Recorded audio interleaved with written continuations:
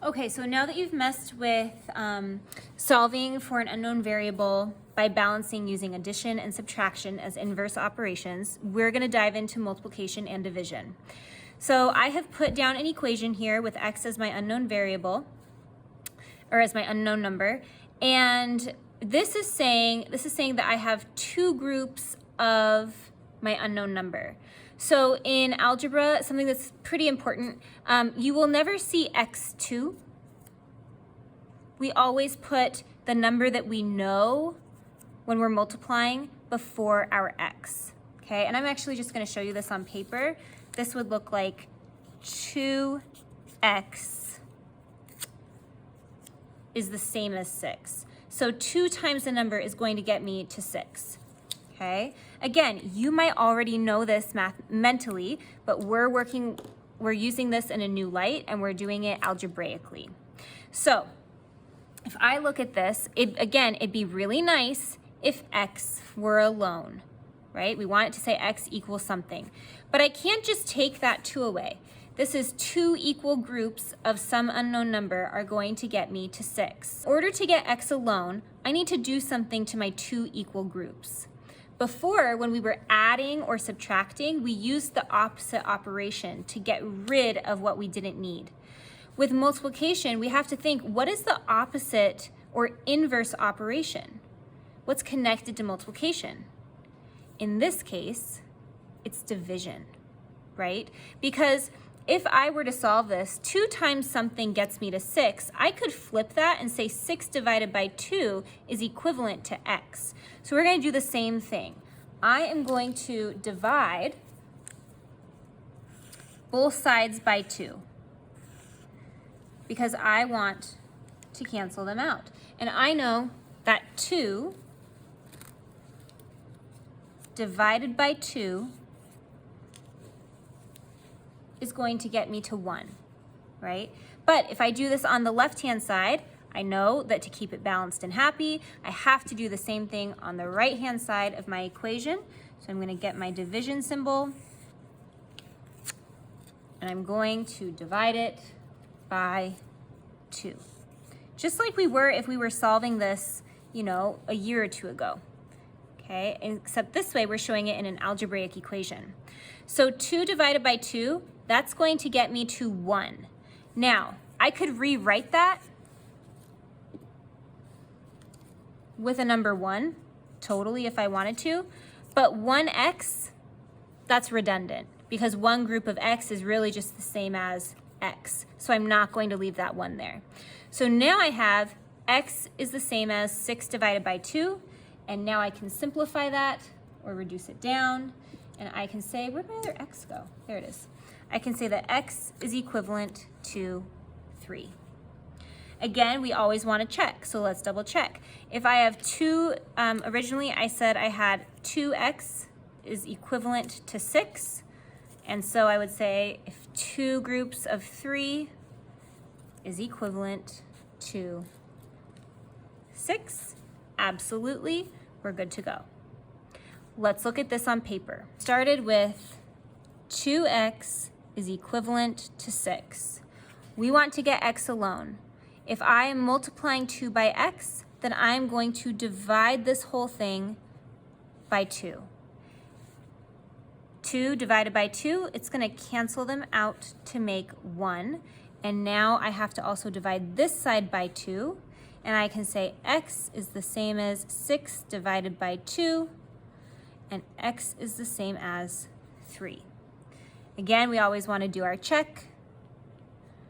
There have been many a time when I thought I found the answer and I went back and it did not work, and I realized, oh, I did something wrong. So 2 times 3 is equivalent to 6. 6 is equivalent to 6. Yes. Okay. You may or may not know this. If you put 3 in parentheses next to the 2, you don't need the multiplication symbol. You might also come across something that looks like this. 2 dot 3 is equivalent to 6. This dot stands for multiplication. And the reason why you might start seeing the dot instead of this is because now that you are working with algebraic expressions and equations, that x you don't want to mistake for this type of x, which is an unknown variable. So you probably are going to start seeing something like this more often, or you're going to see something like that more often. Okay, let's try one more, and this time we're going to mess with what you do if something is already being divided in your first equation. Okay, so here's our new equation, and in this case we're saying I have an unknown number of dogs. I divided them evenly among 2 kennels, and I have 8 dogs in each kennel. Now, I would really like it if x were just totally alone and this divided by 2 was gone, but we know that this is not accurate. So I have to find a way mathematically to show that I'm getting rid of this divided by 2.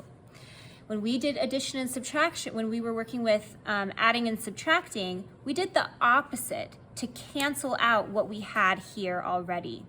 So if I am dividing by 2, if I'm taking an unknown number and dividing it into 2 groups, if I were to actually multiply that amount by 2, my marker's running out.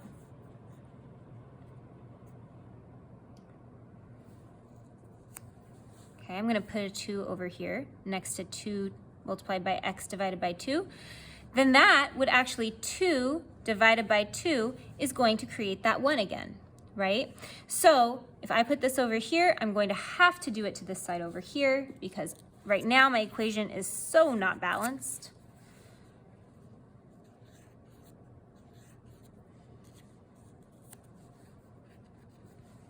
Two divided by 2, or 2x is what this would turn into. 2x divided by 2, these can now go away because 2 divided by 2 is 1. And just like in the last equation, 1x is redundant. It's just x, so we don't need the 1. Now, 8 multiplied by 2 is going to get me to 16. So x is the same as 16. Now let's do our paper check. I said that I had 16